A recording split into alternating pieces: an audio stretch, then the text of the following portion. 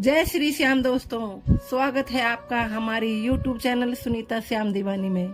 तो दोस्तों, आज मैं आपको एक बदसूरत बत्तख की कहानी सुनाने जा रही हूँ, जिसे सुनकर आपकी आंखें भर आएंगी और इस कहानी को सुनकर आपको जीवन जीने की सीख भी मिलेगी। तो वीडियो को अंत तक जरूर सुनिएगा। तो आइए शुरू करते हैं। गर्मियों के दिन थे। शाम के समय एक बत्तख ने झील के पास ही पेड़ के नीचे अपने अंडे देने के लिए अच्छी जगह ढूंढी थी। उसने वहां पर 5 अंडे दिए। उसने देखा कि उसके 5 अंडों में से एक अंडा सबसे बहुत अलग था, जिसे देखकर वह परेशान रहने लगी।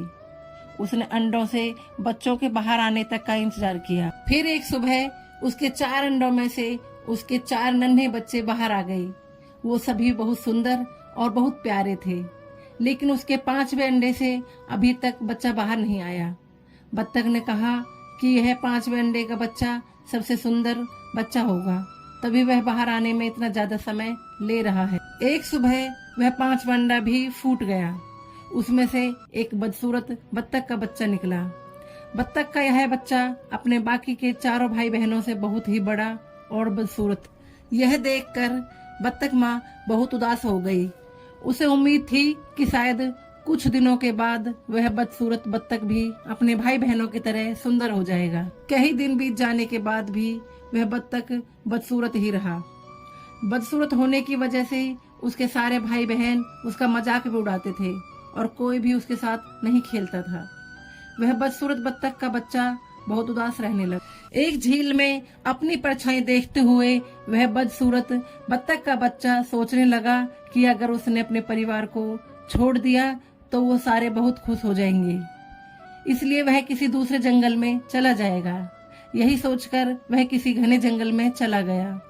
जल्द ही सर्दियों के दिन आ गए। हर तरफ बर्फ की बारिश हो रही थी। बदसूरत बत्तख के बच्चे को ठंड लग रही थी। उसके पास खाने पीने के लिए भी कुछ भी नहीं था। फिर वहां से वह एक बत्तख के परिवार के पास गया। उन्होंने उसे भगा दिया। फिर वो एक मुर्गी के घर गया। मुर्गी ने भी चोंच मारकर उसे भगा दिया। उसी रास्ते में उसे एक कुत्ते ने देखा, लेकिन कुत्ता भी उसे छोड़कर चला गया। बदसूरत बत्तख उदास मन से सोचने लगा कि वह इतना बदसूरत है कि कुत्ता भी उसे नहीं खाना चाहता। उदास होकर वह बदसूरत बत्तख का बच्चा फिर से जंगल जाने लगा। रास्ते में उसे एक किसान दिखाई दिया। वह किसान उस बदसूरत बत्तख को अपने घर ले गया।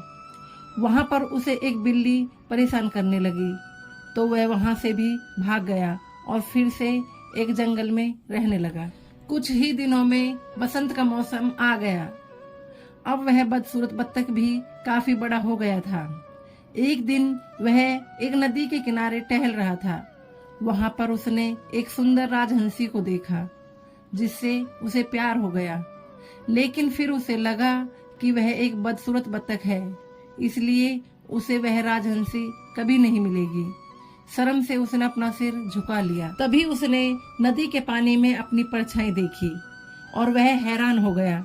उसने देखा अब वह बहुत बड़ा हो गया है और एक सुंदर राजहंस में बदल गया है। उसे यह एहसास हो गया कि वह एक हंस है। तभी वह अपने बाकी के बत्तख भाई बहनों से काफी अलग था। जल्द ही उस बदसूरत बत्तख से राजहंस बने उस हंस ने हंसनी से शादी कर ली और दोनों खुशी खुशी रहने लगे। तो दोस्तों, इस कहानी से हमें यही सीख मिलती है कि सही समय आने पर हर कोई अपना सही पहचान कर सकता है। वह अपने गुणों को पहचान कर अपने दुखों को दूर कर सकता है।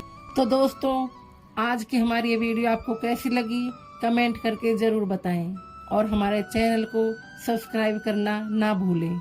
जय श्री श्याम दोस्तों।